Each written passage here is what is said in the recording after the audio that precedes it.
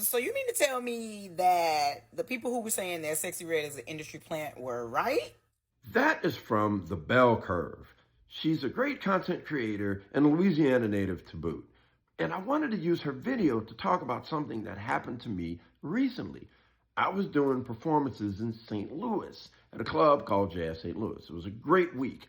One of those days we did performances for school children. I would say they were 8 to 12 is the average age. So at the end of the performance, and we entertained questions and everything, but after all of it was over, this young black girl, she was, I don't know, 10 or 12, she comes up to me and asks me, what do you think about modern music today? And I said, well, there's a lot of music out here. Some of it is good and some of it is bad. And then she asked me, do you like Sexy Red? And I said, no. And besides, that music isn't for you anyway. And then she laughed and walked off. I was just saying that people need to leave her alone because of her music, because we listened to crazy ass music when we were coming up too. One mistake that people commonly make is that when there are current events going on, they often compare it to something from the past. It's almost like an opposite version of back in my day, except, oh yeah, this is the same as how it used to be.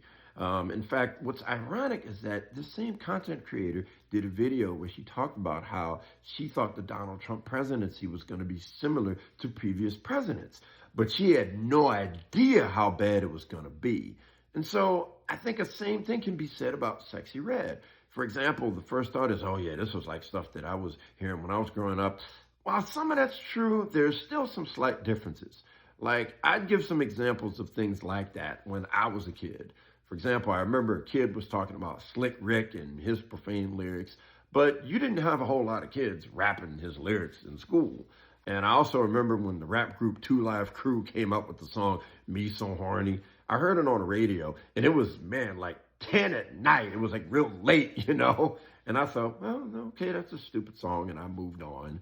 But then all of a sudden, they started to make news headlines, and that's when I thought, yeah, rap might be in trouble, because this kind of stuff is getting publicity. But here's the point that I want to make, is that I don't recall 2 Live Crew and their shows with the half-naked women simulating sex acts and doing, which is now known as twerking. I don't recall them going to elementary schools and doing shows. Sexy Red, she does.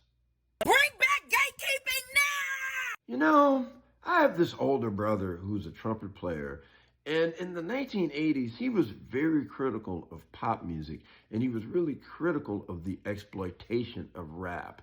And he was excoriated for it, and there's a lot of people that have hated him because of that.